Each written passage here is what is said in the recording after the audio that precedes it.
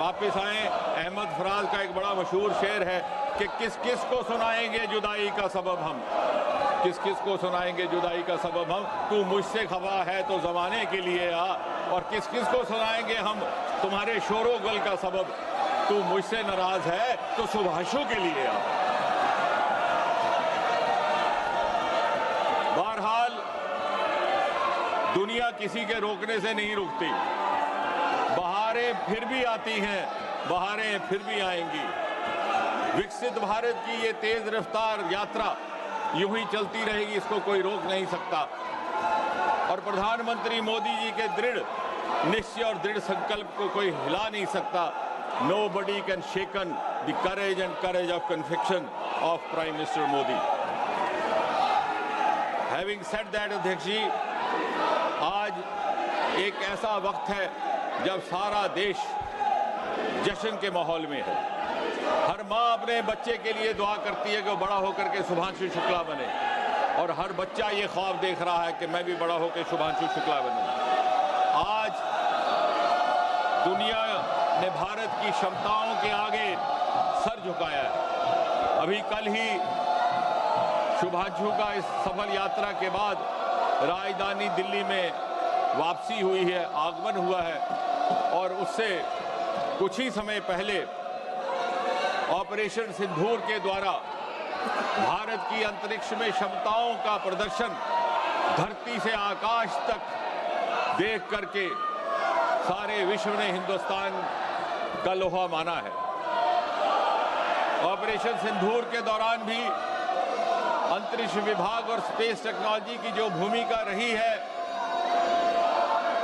उस भूमिका को निभाने के हेतु जो टेक्नोलॉजी अपनाई गई, वो भी गत 10 वर्षों में मोदी जी की सरकार के आने के बाद ऐसा हुआ। और इस तरह से मुझे यकीन है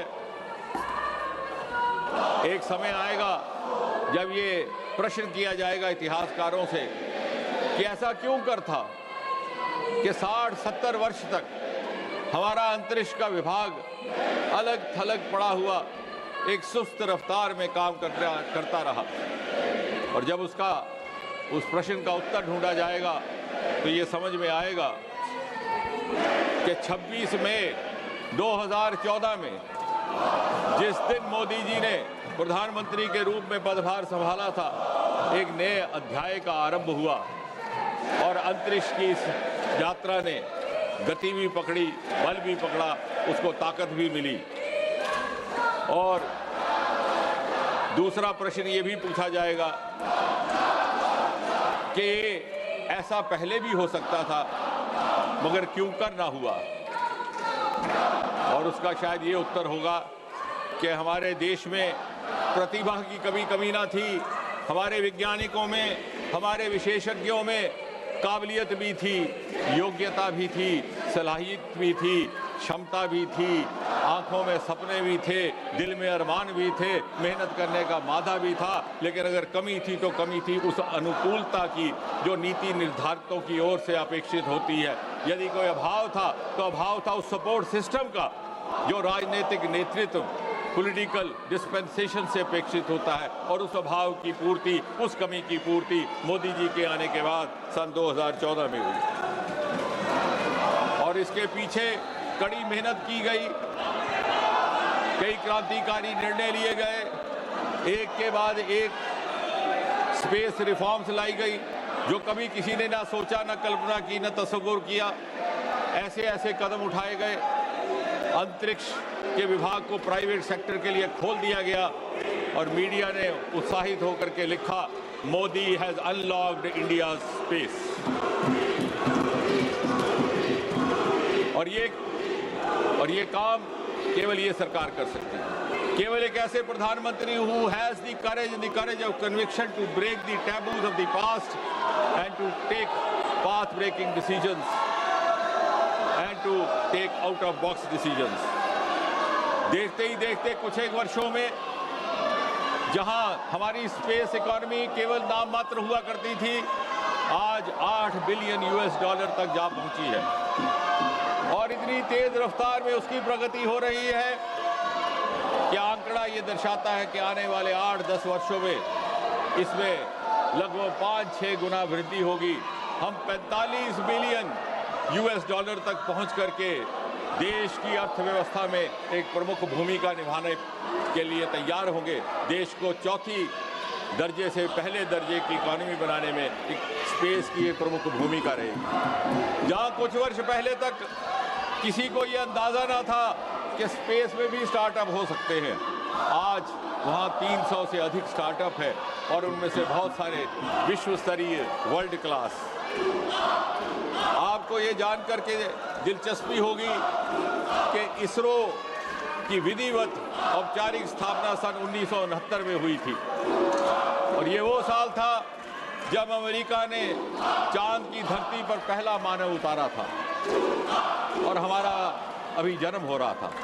लेकिन आज चांद की धरती पर पानी अथवा जल के होने का प्रमाण हमारा चंद्रयान लेकर आया है और विश्व को मानव जीवन की संभावनाओं को परखने के लिए प्रेरित किया है। आज चांद के सदर्न पोल पर पहुंचने वाला हमारा मिशन चंद्रयान 3 है।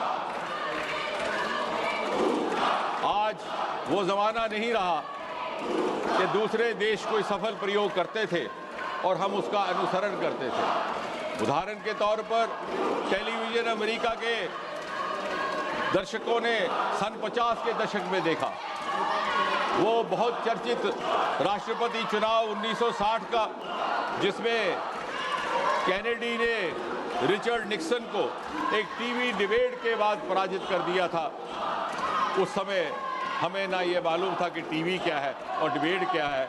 इस दिल्ली शहर में भी पहला चित्रहार हमें कहीं 1970-71 में जाकर के देखने को मिला। लेकिन अब दृश्य बदल चुका है। India is no longer a follower. On the other hand, India beckons others to follow her. और बहुत सारी ऐसे प्रयोग शुभांशु ने भी किए हैं जिनका जिक्र मैं अगले 3-4 मिनट में आपके सामने रखूंगा। लेकिन उससे पहले ये भी कहना लाजमी है कि बहुत सारे लोग ये कहते हैं कि साहब आप चांद की धरती पर तो जा रहे हैं, अंतरिक्ष में जा रहे हैं, लेकिन इससे हमें क्या लाभ है? I have the confidence to say that India has produced a unique model of using or applying space technology for the ease of living, for infrastructure projects, for development projects. Today, space technology has entered each and every household in India. आप गति शक्ति जैसे हमारे portal आज विश्व स्तरीय हैं, global model बन चुके हैं।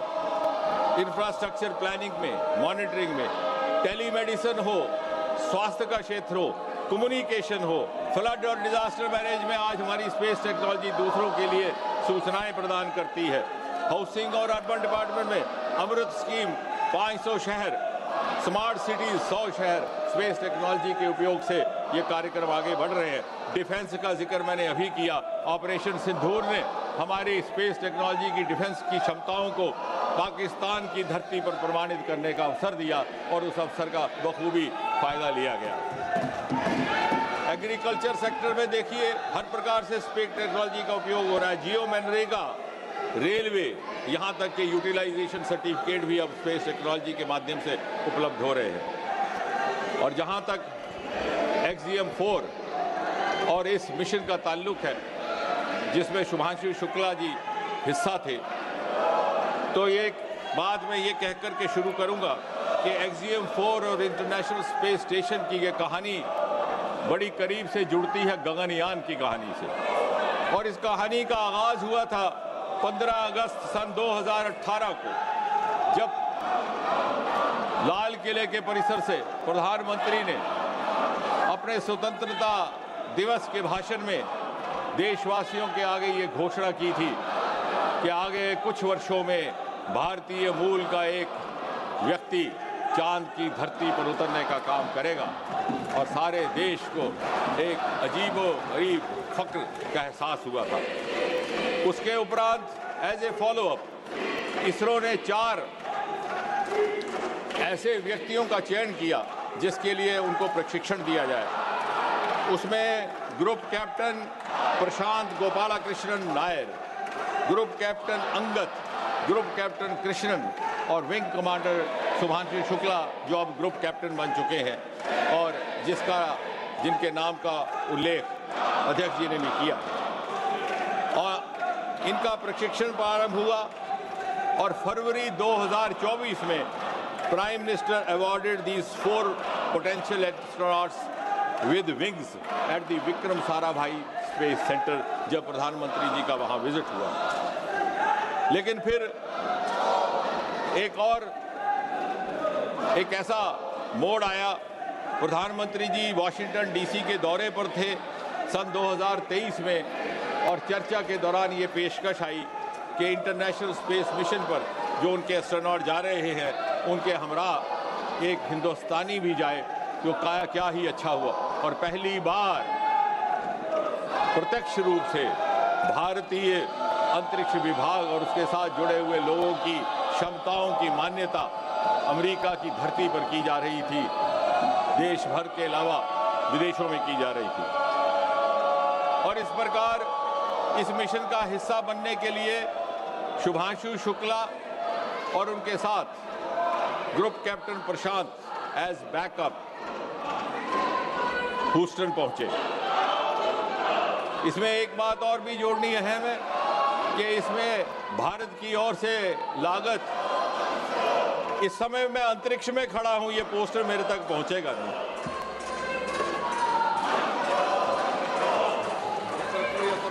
ये अंतरिक्ष तक नहीं पहुंचेगा।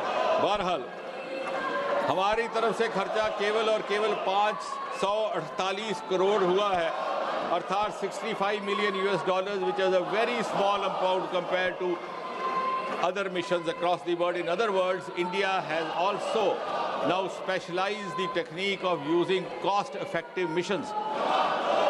हमारे जो फाइनेंशियल रिसोर्सेज हैं उनके अभाव को कभी कभी पूरा करने के लिए हम अपने इंटेलेक्चुअल और सेरिब्रल रिसोर्सेज का इस्तेमाल करके, जैसे कि चंद्रयान भी केवल 600 करोड़ में हो गया था, हमारा गगनयान 10,000 करोड़, इसी प्रकार यहाँ भी सिर्फ 500 करोड़।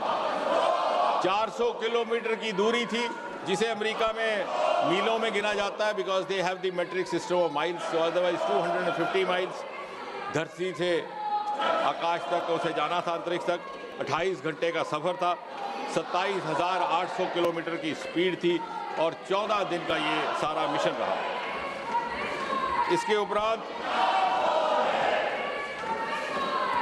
उनकी ट्रेनिंग का क्रम शुरू हुआ, 11 महीने की ट्रेनिंग हुई इन दोनों एस्ट्रोनॉट्स की और 25 जून 2025 को कैनेडी स्पेस सेंटर फ्लोरिडा से इनका टेक ऑफ होता है और लगभग 3 सप्ताह होते होते 15 जुलाई को सैन डिएगो में ऑफ कैलिफोर्निया अटलांटिक ओशन में इनकी वापसी होती है।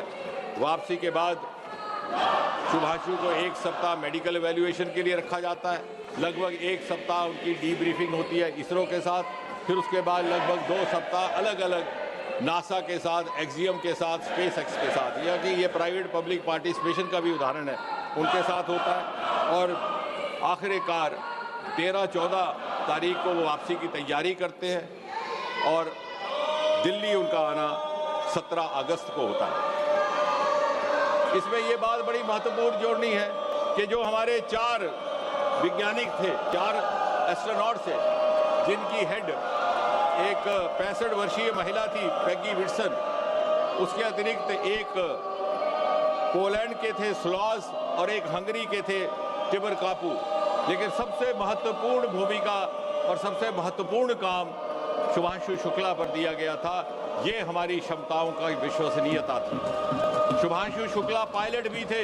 शुभांशु शुक्ला ने वो काम किया जो दर हकीकत एक बायोटेक्नोलॉजिस्ट का करना था। मैं परसों जब उनसे मिला तो मैंने कहा, शुभांशु, हमने तो आपको इतना ट्रेन कर दिया कि अब आप बायोटेक्नोलॉजिस्ट भी बन सकते हैं, क्योंकि वो ऐसे एक्सपेरिमेंट्स थे जो लाइफ साइंसेज के साथ ताल्लुक रखते थे, एग्रीकल्चर के साथ ताल्लुक रखते थे, प्लांट बायोटेक्नोलॉजी के साथ ताल्लुक रखते थे। लेकिन वहाँ पर किसी डॉक्टर का जाना शायद इतना आसान ना था, क्योंकि उसके लिए ये रिक्वायर एक्लिमेटाइजेशन ट्रेनिंग, और इसलिए Shubhanshu prove to be a very good learner. कुछ ही समय में उन्होंने वो सारे प्रयोगों का प्रोसीजर समझ लिए, ग्रहण कर लिए और बड़ा बेखूबी से उन्हें निभाया। इन जो भी प्रयोग हुए हैं ये मुख्य तौर पर 6 श्रेणियों में बांटे जा सकते हैं।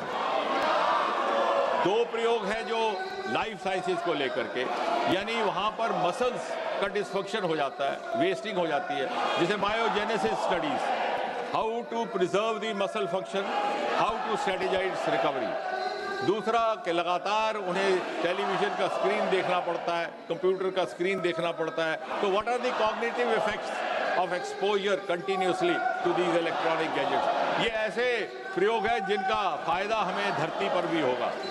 तीसरा, इसी तरह से स्पेस के अंदर किस तरह से एडिबल एल्गी जलाए जाए। चौथा, किसी तरह से चावल, मूंग, इसके बीज बोए जा सके जीरो ग्रेविटी पर। साइनोबैक्टीरिया जो एक्सट्रीम कंडीशन में काम करते हैं, उनकी ग्रोथ कैसी हो।